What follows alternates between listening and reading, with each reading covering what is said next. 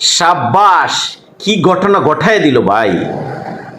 সাব্বাস বাঘের বাচ্চা, এটারই বলে ইরান।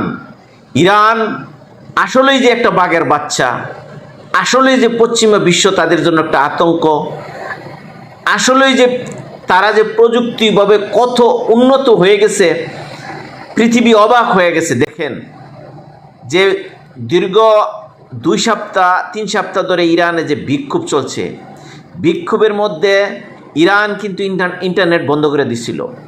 ইন্টারনেট বন্ধ করে দেওয়ার পরে আমেরিকার প্রযুক্তি কি করছে আপনারা জানেন?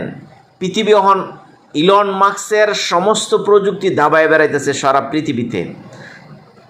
এই যে ইলন মাস্কের একটা ইন্টারনেট প্রযুক্তি আছে স্টারলিং, এই স্টারলিং ব্যবসাটা ইলন মাস্ক করতেছে এবং তারা অনেক গর্বের সাথে তাদের এই প্রযুক্তি হাত দেওয়ার মতন কোনো পৃথিবীতে কেউ এখনও কোনো রাষ্ট্র প্রতিযোগিতার মতন এখনও পয়দা হয় নাই। কিন্তু আলহামদুলিল্লাহ এই তাদের গৌরব ঐতিহ্য ইতিহাস একবার ধ্বংস করে দিছে ইরান। আপনারা জানেন ইরানে যে রেভলিউশন হচ্ছে, ইরানে যে গণ অভ্যর্থনা হচ্ছে, জনগণের যে সমস্ত কার্যক্রম, যে সমস্ত বড় মদতদাতা হয়েছে পশ্চিমা বিশ্ব, বিশেষ করে আমেরিকা, ইসরায়েল। তারা ইরানের জনগণকে সরকারের বিরুদ্ধে লেলিয়ে দিছে অর্থবিত্ত সব কিছুর মাধ্যমে। যখন ইরান ব্ল্যাক আউট করে দিল, পুরা রাষ্ট্র যখন অন্ধকারে নিমজ্জিত করে দিল, ইন্টারনেট বন্ধ করে দিছে, সাথে সাথে ইলন মাস্কের যে স্টারলিং ইন্টারনেট অবস্থা আছে, তারা স্যাটেলাইটের মাধ্যমে জিয়ানে স্টারলিংয়ের সচল করছিল ইন্টারনেটটা যখন সচল করার পরে, কারণ দেখতেছে যে ইরানের আভ্যন্তরীণ বিষয়গুলো যখন নেট বন্ধ করে দেয়, তখন পশ্চিমা বিশ্ব কিচ্ছুই পাইব না। একটা দেশে যখন ব্ল্যাক আউট করে দেয়, ইন্টারনেট বন্ধ করে দেয়, তখন কিন্তু আর কারো কাছে কোনো তথ্য থাকে না।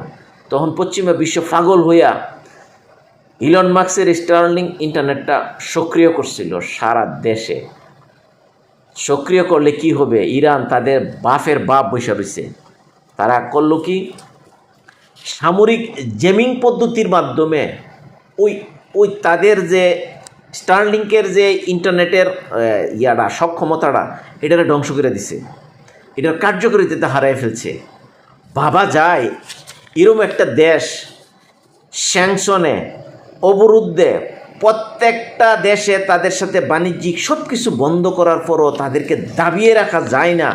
আসলে এটাই নাম হয়েছে ইরান। তাদের আত্মমর্যাদা শক্তি এবং বিশ্বাস থাকলে মানুষ যে তার লক্ষ্যবস্তুতে পৌঁছতে পারে, এইটা শুধুমাত্র ইরানের দিকে না তাকাইলে বোঝা যায় না।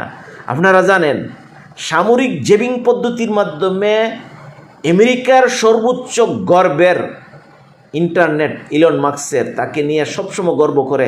তাদের এই প্রযুক্তিতে হাত দেওয়ার মতন কারো শক্তি নাই। এই শক্তিটা ধ্বংস করার একমাত্র পয়দা হয়েছে ইরান। এবং আপনারা জানেন একদিন যদি ইন্টারনেট বন্ধ থাকে, তাদের ব্যবসা বাণিজ্য সব কিছু ধ্বংস হয়ে যাবে।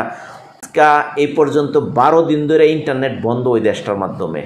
আপনারা জানেন ইরানের অর্থনীতি এত ভূমরুতে হয়েছে এবং দ্রব্যমূল্য এত ধ্বংস হয়েছে যে একটা মানুষ গুল্লির সামনে কখন আসে, বলা হয় 2000, আরও অনেক লোক মারা গেছে, প্রায় 4000 না 4 লক্ষ মানুষ আহত হয়েছে। এরকম তো নেটে আসতেছে, কারণ যেহেতু তারা ইন্টারনেট বন্ধ করে দিছে, সঠিক তথ্যটা আসতেছে না আসার কারণে তাদের ডলারের দরপতন, অর্থের মানটা এতভাবে বাজেভাবে হয়েছে, মানে পতন হয়েছে, এটা বলা বাহুল্য। ধরেন আমাদের দেশের $1 সমান আমাদের দেশের 100-120 টাকা অথবা 18 টাকা এরকম।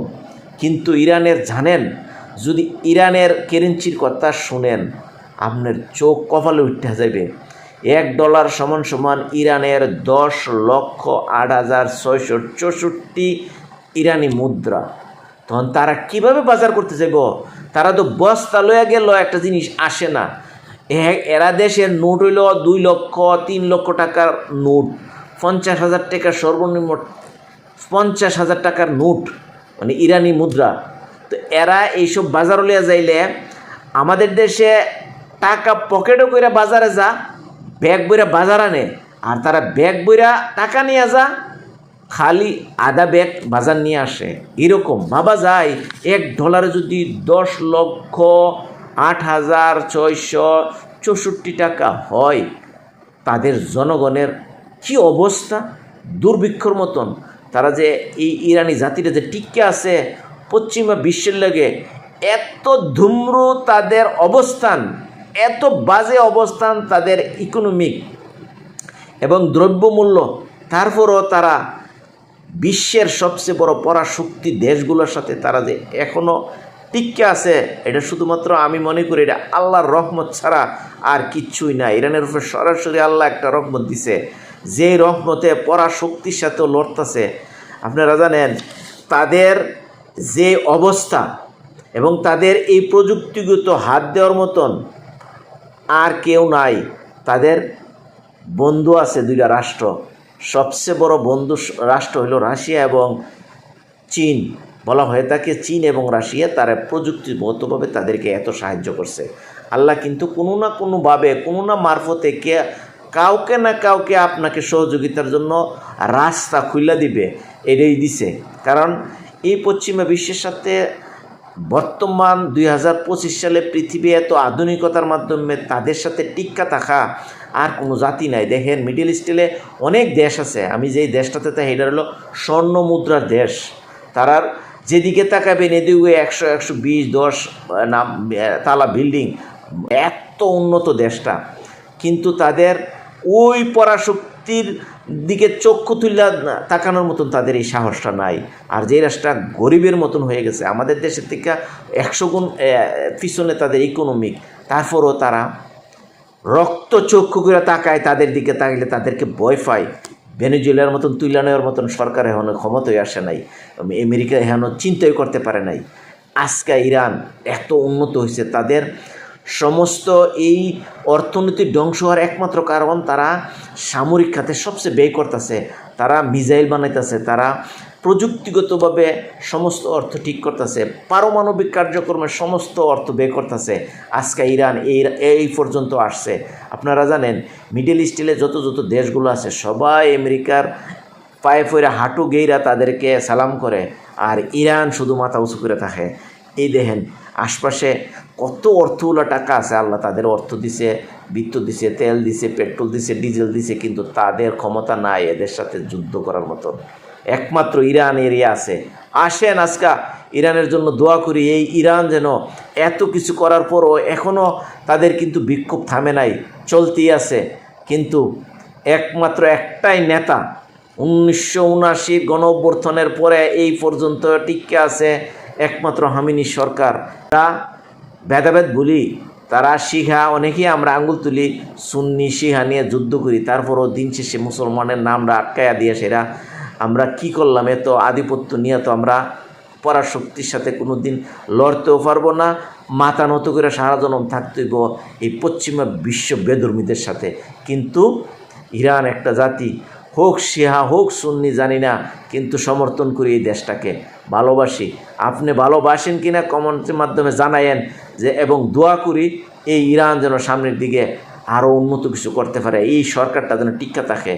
এই সরকারটা যদি টিক্কা না থাকে, আপনারা জানেন 79 গণ অভ্যুত্থানের রাজা পাহলবি তার বাপ গেছিল গহন, তে বুড়ো হয়ে গেছে গা, 80 বছর হয়ে গেছে গা।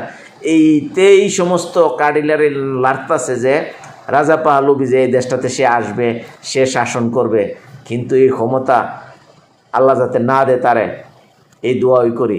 ভালো থাকবেন। আসসালামু আলাইকুম।